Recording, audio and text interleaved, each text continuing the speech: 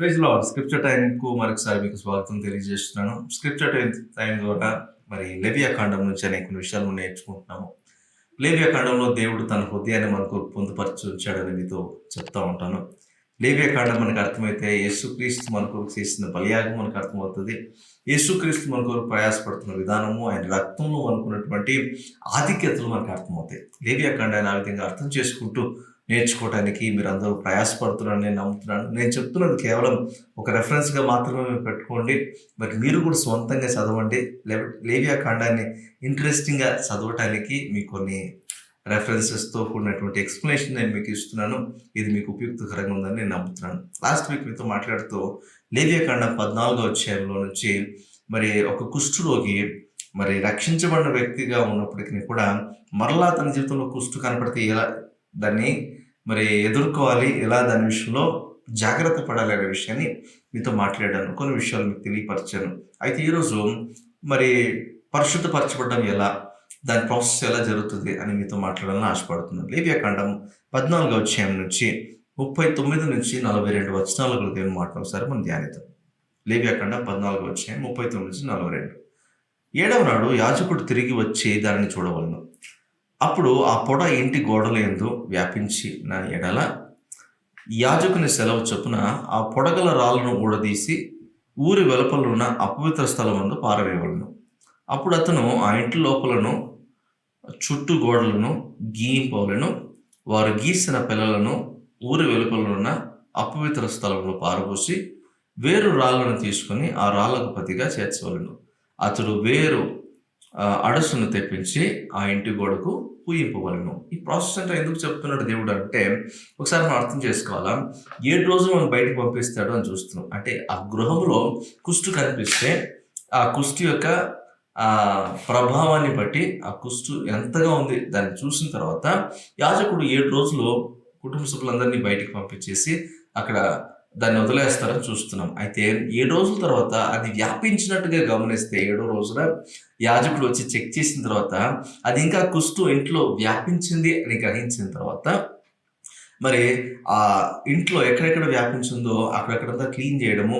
మరి ఎలా క్లీన్ చేస్తున్నారంటే అక్కడ రాళ్ళతో కట్టుబడినట్లయితే రాళ్ళను తీసేయడము, ఇన్ఫెక్ట్ అయినటువంటి రాళ్ళను తీసేయడము, తర్వాత నీట్గా అంతా గీకిచ్చేసి తర్వాత మరలా దాన్ని ప్లాస్టరింగ్ చేయడం ఇదంతా చూస్తాం. ఈ ప్రాసెస్ నిజంగా ఫాలో చేయాల్సిన అవసరం లేదు. అయితే అక్కడ వాళ్ళకి రాయించి ఉంచాడు.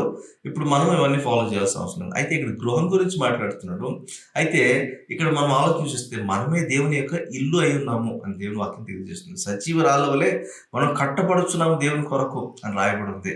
మరి మన శరీరాలు విలువ పెట్టి కొనబడినావు గనుక మనమే ఆయనకు ఆలయమై ఉన్నాము. ఆయనకు నివాసయోగ్యంగా ఈ ఆలయం ఉండాలి. కానీ ఈ గృహంలో, ఈ శరీరంలో, ఈ దేహంలో ఎక్కడైనా కుష్టు, ఎక్కడైనా పాపం కనపడితే దాన్ని మనం గుర్తించగలగాలి. యాజకుడు అయినా గుర్తించగలగాలి. గుర్తించి వాటిని పరిశుద్ధపరచాల్సిన అవసరం ఎంతైనా ఉంది అని మనం గ్రహించుకోవాలి. ఇక్కడ పరిశుద్ధపరిచేటువంటి క్రమంలో మన శరీరంలో ఎక్కడ పాపం ఉన్నా దాన్ని మనం తీసివేసుకోగలిగిన పరిస్థితుల్లో మనం ఉండాలి. యాజకుని యొక్క సహాయంతో దేవుని వాక్యం యొక్క వెలుగులో మనం దాన్ని చేయాల్సిన అవసరం ఉంది. ఎక్కడెక్కడ నేను ఇన్ఫెక్ట్ చేయబడ్డానో ఆ ఇన్ఫెక్షన్ ఉన్న చోటంతా కూడా నేను సరి చేయబడాల్సి ఉంది. ఒక శరీరంలో ఏదైనా ఒక గడ్డ ఉందనుకోండి, ఆ గడ్డ తీసేసుకునేంత వరకు నేను ప్రయాసపడాలి. ఆ గడ్డ బాగుందిలే అనుకుంటే సరిపోదు. ఆ గడ్డ వ్యాపించకుండా, ఇప్పుడు మామూలుగా క్యాన్సర్ ఎలా వ్యాపిస్తుందంటే చిన్న చిన్న గడ్డలతో ప్రారంభమవుతుంది. అది సరిగ్గా ట్రీట్ చేయకుండా వదిలేస్తే అది వ్యాపిస్తుందంట.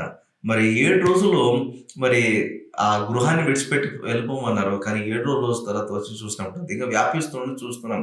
7 రోజులు మనం ఉపవాస ప్రార్థన చేస్తూ ఉంటాము. 7 రోజులు మనం ఏదో విజ్ఞాపన ప్రార్థన చేస్తూ ఉంటాం. కానీ మనలో ఇంకా పాపం విషయంలో పశ్చాత్తాపం కలగట్లేదు. పాపాన్ని మనం ఇంకా ఒప్పుకోవట్లేదు.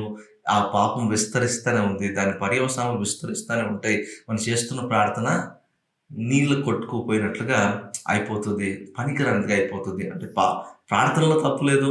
అంటే మనము పాపము ఒప్పుకోకుండా ఎంత ప్రార్థన చేసినా ప్రయోజనం లేదు. ఎంత పరిహారం చేయాలనుకున్నా ప్రయోజనం లేదనే విషయాన్ని అక్కడ మనకు అది నేర్పిస్తుందని మనం చూస్తున్నాం. ఇక్కడ 7వ రోజు కూడా స్వస్థపరచబడడం లేదు, పరిస్థితులు చక్కపరచబడడం లేదంటే, మనం గుర్తించాల్సిందేంటంటే, మన పాపాలను మనం ఒప్పుకోవడం ప్రారంభించాలి. ఏ ఏరియాలో దేవునికి అవిధేయత కలిగి నేను జీవిస్తున్నానో, వాటన్నిటిని ఒప్పుకొని విసర్జించడం ప్రారంభించాలి. పాపాన్ని ఒప్పుకోవడం అనేది చాలా ప్రాముఖ్యంగా మనం అర్థం చేసుకోవాలి. పాపాన్ని ఎలా ఒప్పుకుంటాం అనేది ఆలోచించాలి. యూదా పత్రికలో భక్తుడు ఒక మాట రాస్తున్నాడు.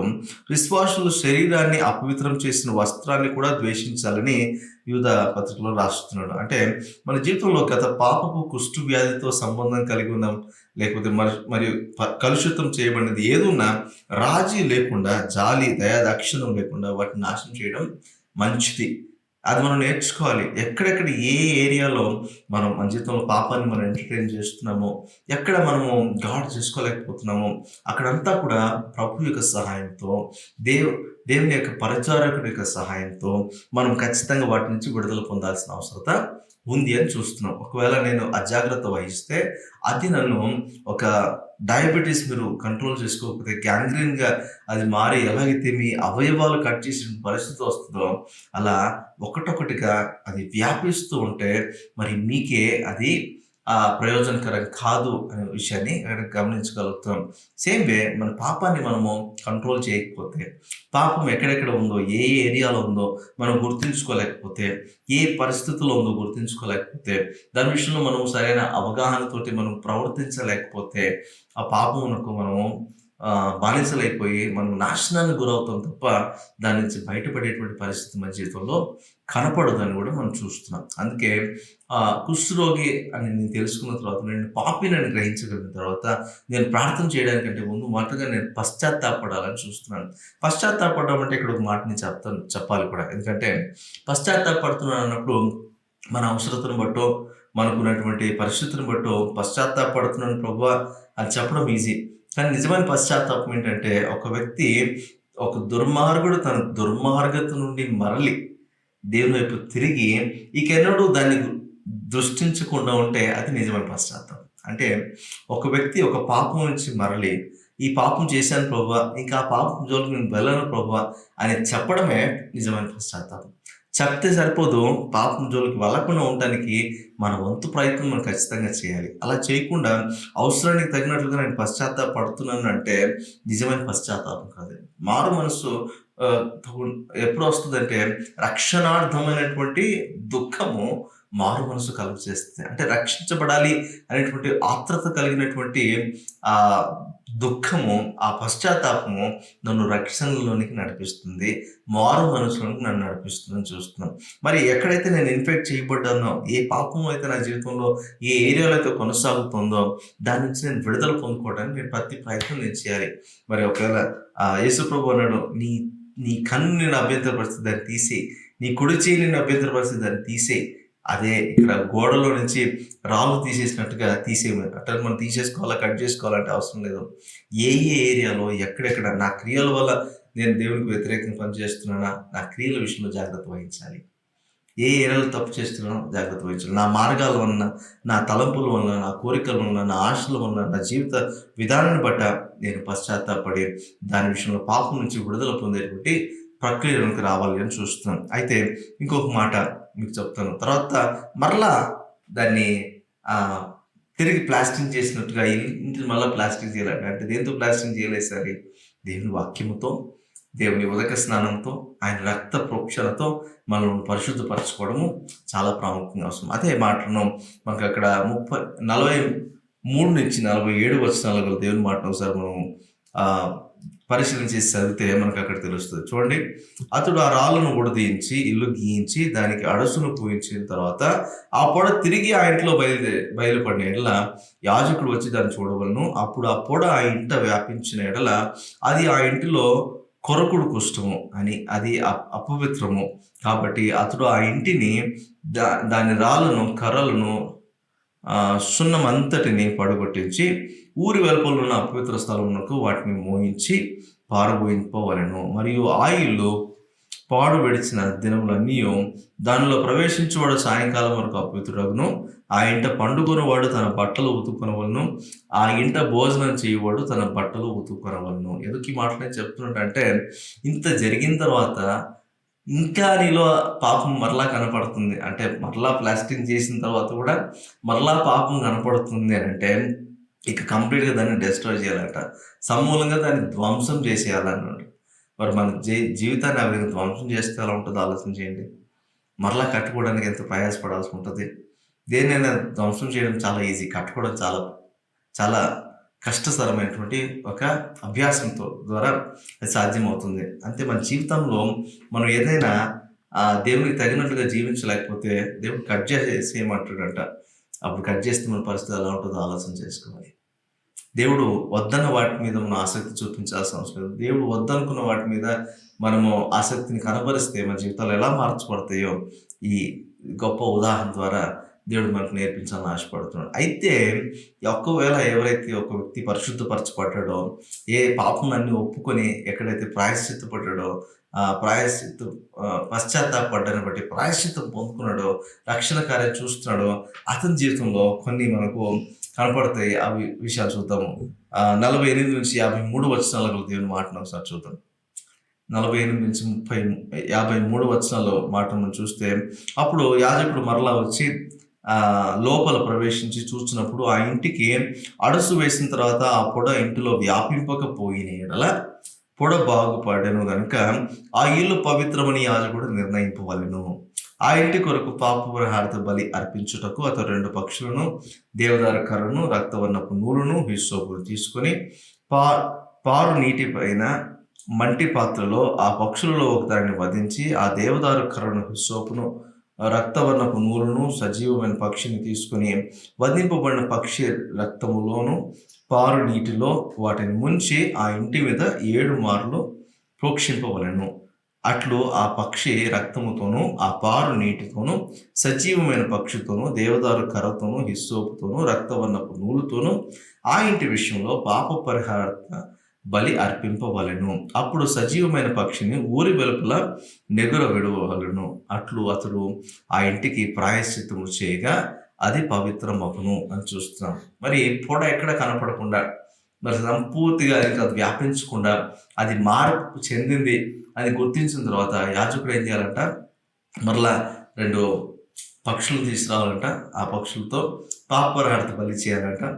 మరి నీటిలో రన్నింగ్ వాటర్ కింద తీసుకెళ్ళి మరి ఆ నీటిలో ఒక పక్షిని చంపటము, ఆ రక్తం ద్వారా ఇంకొక పక్షిని ఆ నీటిలోను ఆ రక్తంలోను ముంచి హిస్సోపు కర్రను తీసుకొని ఒక నూలును తీసుకొని మరి అక్కడ 7 సార్లు ఆ రక్తాన్ని చిమరాలని, ఆ ఇంట్లో చిమిరిన తర్వాత మరి పరిశుద్ధపరచబడుతుందని, ఆ తర్వాత మరి సజీవంగా ఉన్నటువంటి పక్షిని వదిలేయాలని చూస్తున్నాం. ఈ ప్రాసెస్ అంతా మనం ఆల్రెడీ నేర్చుకున్నాం.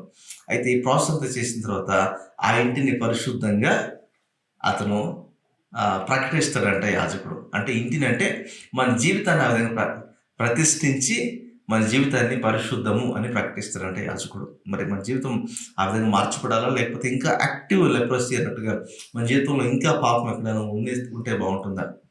ఒక క్యాన్సర్ పేషెంట్ ఒకవేళ పరిశుద్ధపరచబడ్డాడు అంటే స్వస్థపరచబడ్డాడు అనుకున్న తర్వాత మరి వదిలేస్తే మరలా ఎక్కడో చోట ప్రారంభం అవుతుందంట. కొన్ని కేసెస్లో కనపడుతుంది. సేమ్ వే మనం ఆలోచన చేస్తే మన జీవితంలో పాపము సమూలంగా నాశనం చేయబడాలి. పాపము దేవుని దృష్టికి వచ్చి దేవుడు దాని తీర్పులోకి తెచ్చేంత వరకు ఉండనీయకుండా పాపాన్ని మనం ఏం చేసుకోవాలా, విసర్జించేసుకోవాలా. పాపం నుంచి మనం విడుదల పొందుకోవడానికి ప్రతి ప్రయత్నం మనం చేయాల్సిన వారిగా ఉన్నాము. ఎందుకు ఈ విషయాలని దేవుడు రాసి ఉంచాడు మన కొరకు అంటే, మన జీవితంలో ఎక్కడ కూడా పాపము ఉండటానికి వీల్లేదు. పాపం మన జీవితంలో ఏలుబడి చేయడానికి వీల్లేదు. పాపము నల్లేరు కింద నల్లిలాగా, నీటి కింద నల్లిలాగా మరి అది ఉంటుందంట. అది మనం ఏం చేస్తుంది, నిదానంగా మనం కొరకేస్తూ ఉంటుంది, మనం చంపేస్తూ ఉంటుంది. అలాంటి పాపానికి మనం జీవితంలో అవకాశం ఇవ్వకూడదు అనేటువంటి దేవుని యొక్క ఉద్దేశం. రక్షించబడిన వ్యక్తి జీవితంలో పాపం ఎంతటి దారుణానికి గుర్తిస్తుందో మనం అర్థం చేసుకోగలుగుతాము.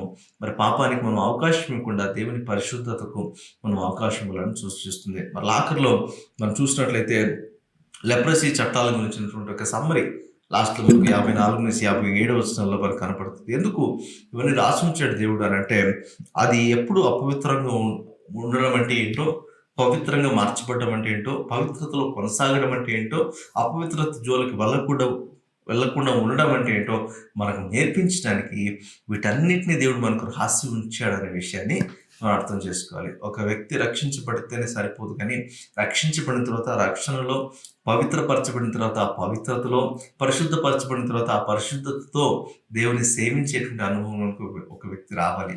అలా లేకుండా ఉన్నట్లయితే ఆ వ్యక్తి నాశనానికి గురవుతాడు. ఆ వ్యక్తి సమాజం నుంచి వెలివేయబడిన స్థితిలోకి వెళ్తాడు. ఆ వ్యక్తి తన జీవితంలో, తన కుటుంబ జీవితంలో, తన వ్యక్తిగత జీవితంలోనే కాకుండా తన పరిస్థితులన్నిటిలోనూ, తన ఇంటిలో సమాధానం లేకుండా అనేకమైన తీవ్రమైన పరిణామాలు ఎదుర్కోవాల్సిన అవసరం వస్తుంది. వీటన్నిటికీ ఎవరు మనము అతీతులమైతే కాదు, పరిశుద్ధంగా దేవుని కొరకు భయభక్తులుగా జీవించగలిగితే దేవుని యొక్క రక్షణ మన జీవితంలో చూడటం మాత్రమే కాకుండా దేవుని కొరకు సజీవరాల వలె కట్టబడేటువంటి అనుభవంలోనికి దేవుడు మనందరినీ నడిపించుగాక. లేవియకాండం 14వ అధ్యాయం ఇంతటితో ముగిసింది. 15వ అధ్యాయం నుంచి మనం మరలా నెక్స్ట్ వీక్ ఎపిసోడ్లో మనం నేర్చుకుందాం. మీరు కూడా వాక్యం చదవండి. ఎక్కడెక్కడ పాపం మీ జీవితంలో ఉందో పరిశీలన చేసుకోవడానికి ప్రయత్నం చేయండి. దేవుడు మీ అందరికీ గట్టి కృపను అనుగ్రహించి దీవించి నడిపించుగాక. ఆమేన్.